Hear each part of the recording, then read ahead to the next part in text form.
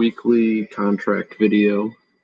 We're sticking with the NFC West this week, and we're going to break down some 49ers contracts.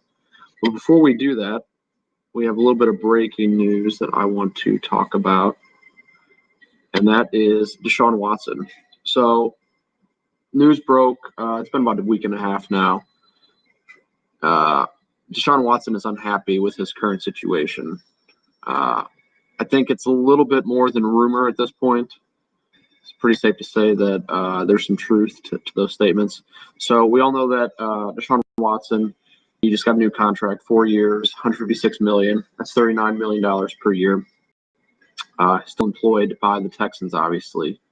So I'm not really going to get into what he's unhappy about. You can read the rumors and get into that if you want. But it's public knowledge that he's unhappy. He has a no-trade clause, so he would certainly control his own destiny in that aspect. He can't be traded without consent. So I've heard rumors that the Dolphins are a possible trade target, a good trade target. We'll see. They do have a favorable cap situation. They're under the cap this year, and then obviously with whoever they would trade, that might be a possibility. Much beyond that until we get some real concrete facts. So just keep an ear out for any new info coming out of that, and I'll obviously alert you whenever something changes. So first up today, we're going to do some contract speculation. We have, from what I could tell, about 8 free agents for the 49ers that are worth talking about, or at least mentioning. And I'm not going to talk about all 8 of them in this video, but I'll read them off for you. They're Tevin Coleman, Kendrick Bourne, Jerick McKinnon, Jordan Reed, Ross Dwelley, Nick Mullins, Jeff Wilson, and Jermichael Hasty. So all 8 of them could be somewhat relevant for your teams this year.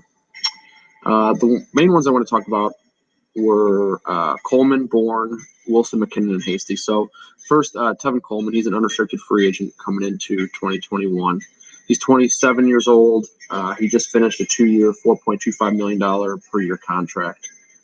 That actually seemed like a pretty good deal for the 49ers initially. There's a lot of hope coming into this year, especially with that contract. But he just couldn't stay healthy. He had a lingering injury in 2020. It actually flared up multiple times, so it kept his production down.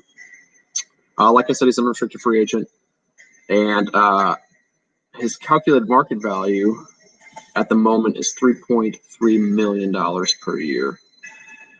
And I think that's pretty close estimate. So he'll be making right around what he made last year, maybe a little bit less, but that's a pretty fair number to start looking at if you're going to roster him for next year. Next up, we have Kendrick Bourne. He's also an unrestricted free agent. He's 25 years old. He just finished a 1-year, $3.26 million per year contract. He's kind of a tough case. I like the talent. I think I always have. It's just he's been unable to break out as a real high-volume receiver, especially with the emergence of Ayuk and Deebo Samuel now. And then obviously Kittle coming back. He missed, half the season last year. It's going to be tough for him to see any type of high volume if he does get re-signed by the 49ers, but we'll see. I look for his contract to be somewhere around the $3 million range, kind of like what his last one was, maybe 2 years, $6 million, something like that. But we'll see. And then I also wanted to touch on the 49ers running back situation. So McKinnon, Wilson, and Hasty, they're all free agents. And I break it down a little bit better in the article, so make sure you go ahead and read that. So I'm not going to get too much into their contract situations in the video. But I did want to give you a quick trivia question. And so here it is. Make sure that you, I guess if you're watching this video now, don't go ahead and cheat for the article because it does tell you the answer in there. So Jerick McKinnon was the 7th running back drafted in the 2014 NFL Draft. Name the only running back that was drafted ahead of McKinnon that had a successful career. And then obviously check the article for the answer. So he was 7th. 6 running backs were drafted in front of him. And only one of those it's kind of subjective, but only one of those is what I would deem a semi-successful career. So who is it? Check the article for the answers. Now we're going to jump into some contract breakdowns, and my first one is going to be a blind player comparison. So I'm not going to tell you who the player is right away. And actually for this, I'm going to do some screen sharing. to give it away here. Okay, so like all my blind contracts, the question starts off: who would you rather own in Dynasty Owner? So first up, we're looking player A, player B, Alpha, and Bravo.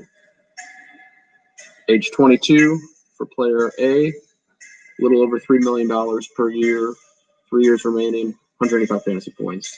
Very similar numbers for player B, 23, a little under 3 million, 2 years remaining. A little better over fantasy year, but they're right around the same mark. So what stands out to you? What stands out to me is the fact they're both young, obviously. It looks like they're both on the rookie deals. I don't know how they could be that young and not be.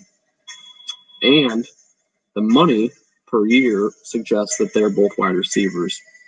I guess it's possible at the running backs, but I'll just say right now they are both wide receivers. So like I mentioned here, all things considered, two very comparable players. And then I go into that a little bit further. So let's look at the raw numbers in 2020 and see if that changes who you like.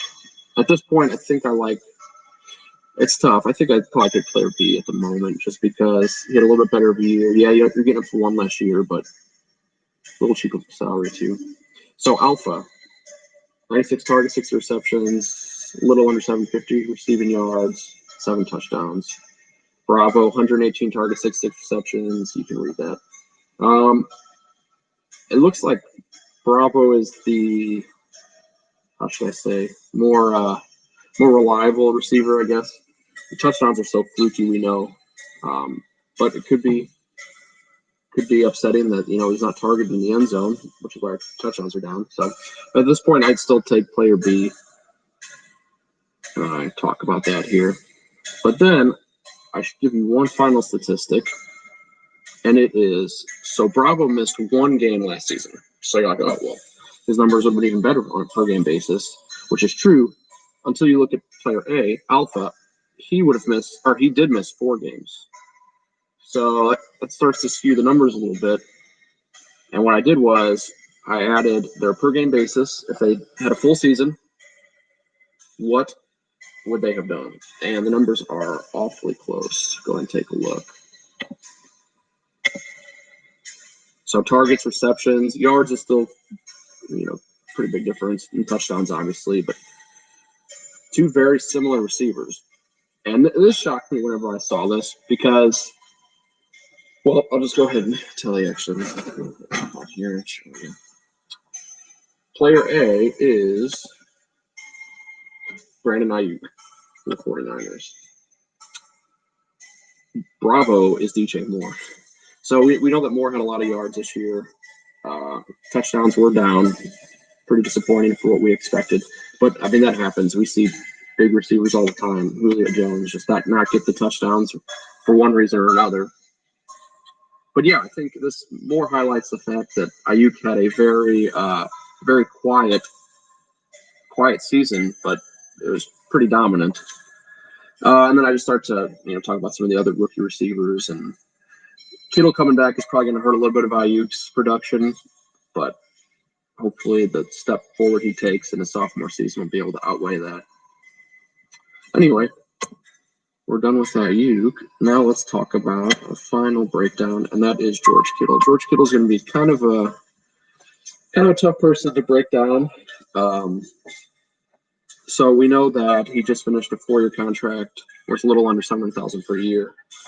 He just got a massive 5-year, $75 million contract, and that is tops for tight ends.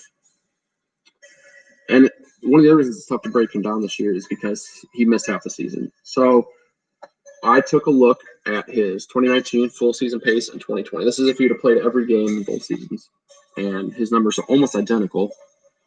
And that last number, probably the most important one, fantasy points, 253 to 250. I mean, that's as consistent as you can get. And then I went ahead and looked at fantasy points per dynasty dollar compared to his peers, some of the other higher salaried tight ends in the league. And what we find is that, I mean, it's not too unexpected. If we're taking the 2021 salary for Kittle, that he's not going to be one of the most valuable, value-wise, tight ends. And that's just because his salary is so high. I mean, he's never going to be able to compare to a tight end like Darren Waller, who actually Waller had a better season than Kittle would have projected for a full season. But that's not the point. Even with Kelce, so let's compare Kelce to Waller. Waller, 26,000 for fantasy points. Kelce, 42,000. It's just not, unless Kelce doubled Waller's fantasy points for the year, he's just not going to be able to compare to him in that aspect. And that kind of goes to a broader point that I wanted to mention here at the end is the higher contracts for tight ends, especially Kittle, Kelce, Waller might be getting there in his next contract, are vastly different than your wide receivers. And a good comparison I gave was Adam Thielen. So you're going to pay for Kittle. He's going to be roster 100%, and so will Thielen. But the value that you're getting from Kittle at $15 million compared to Adam Thielen, I mean, even if Thielen was at 15, he's at 16. But if Thielen was at $15 million and Kittle's at $15 million, the value you're getting out of Kittle is far and away greater, just because of the scarcity of the position. The tight end position just can't be replaced, and there's so few players you can count on week in and week out that even at $15 million per year, Kittle is an amazing value. Not necessarily dynasty dollars, fantasy point wise, but just as far as dynasty owner goes in general. So that was the main thing I wanted to highlight for his contract. And that's about it. Like I said in the beginning, make sure you watch the video, read all the articles. We've got articles coming out weekly from all four of us here at Dynasty Owner. Just got great things coming through this off season. So I appreciate you guys watching and staying up to date on all the new contract info that we're going to be having. So I'll see you guys next week. Thank you all.